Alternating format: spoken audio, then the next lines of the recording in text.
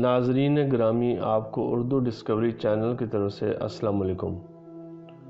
ہم آپ کو ایک واقعہ بتائیں گے جو آج تک تاریخ میں نہ آپ نے دیکھا اور نہ سنا ہوگا۔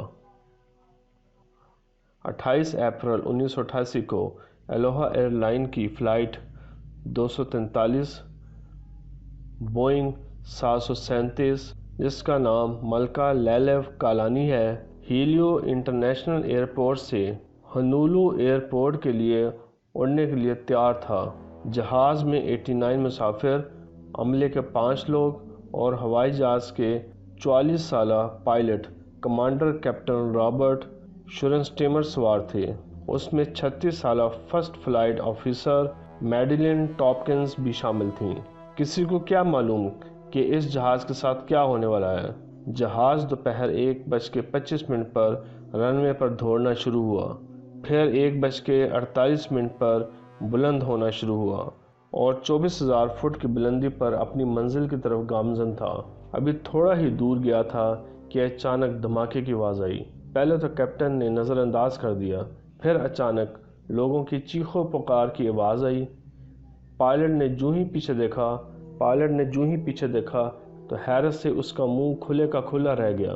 کاکپٹ کے پچھلے حصے کی چھت ہوا میں اڑ گئی اور کاکپٹ کا دروازہ بھی ٹوٹ کر اڑ گیا۔ پانچویں قطار کے پاس کھڑی 58 سالہ اٹینڈنٹ ہوا میں ہی اڑ گئی اور اس کا کوئی پتہ نہیں چل سکا کہ وہ کہاں گئی، اور 8 مسافر بھی زخمی ہوئے۔ مسافر سیٹ بیلٹ باندھنے کی وجہ سے اڑنے سے بچ گئے اور پھر انہوں نے آکسیجن ماسک بھی پہن لیا۔ پائلٹ نے عقل مندی کا مظاہرہ کیا اور جہاز کی سپیڈ آہستہ کر لی، لیکن جہاز کا ایک انجن بند ہو چکا تھا۔ کیپٹن نے اس کو سٹارٹ کرنے کی بہت کوشش کی لیکن ناکام رہا۔ کیپٹن کو اس بات کا اندازہ تھا کہ پاس ہی ایک جزیرہ ہے جس میں ایک پرانا ایئرپورٹ ہے۔ کیپٹن نے جہاز کا رخ اس مئو جزیرے کی طرف موڑ لیا اور کنٹرول روم سے رابطہ کیا اور حادثے کی اطلاع دے دی۔ پائلٹ ابھی اس جزیرے سے 30 منٹ کی دوری پہ تھا۔ پائلٹ نے ہنگامی لینڈنگ کے لیے تیاری شروع کر دی۔ جہاز کی سپیڈ اور کم کی۔ جیسے ہی جہاز لینڈنگ کے لیے ایئرپورٹ پر اترا تو جہاز کی لینڈنگ بریکس فیل ہو چکی تھیں۔ ایک بار پھر کیپٹن نے عقل مندی کا مظاہرہ کیا اور جو ایک انجن جو چل رہا تھا اس کو ریورس کر دیا۔ ریورس کرنے کا فائدہ یہ ہوا جہاز کی سپیڈ کم ہوتے ہوتے جہاز رک گیا۔ مسافروں کو ہنگامی سلائیڈ کے ذریعے اتارا گیا، لیکن ایئرپورٹ پر صرف 2 ایمبولینسیں تھیں۔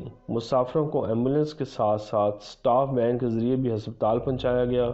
بعد میں ایک مسافر نے بتایا کہ جہاز کی چھت میں پہلے ہی سوراخ تھا، جس کی وجہ سے جہاز کے اندر ہوا کا دباؤ بڑھ گیا اور یہ حادثہ پیش آیا۔ آپ کو یہ ویڈیو کیسی لگی؟ ویڈیو کو شیئر اور لائک ضرور کریں اور چینل کو سبسکرائب کریں اور بیل آئیکن پر کلک کریں تاکہ آپ اچھی ویڈیو سے مستفید ہو سکیں۔